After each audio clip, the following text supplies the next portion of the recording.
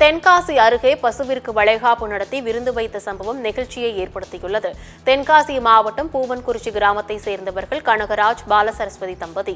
இவர்கள் விவசாய பணிகளை மேற்கொண்டு வரும் நிலையில் காலை பசுமாடுகளை அவரது வீட்டில் வளர்த்து வருகின்றனர்.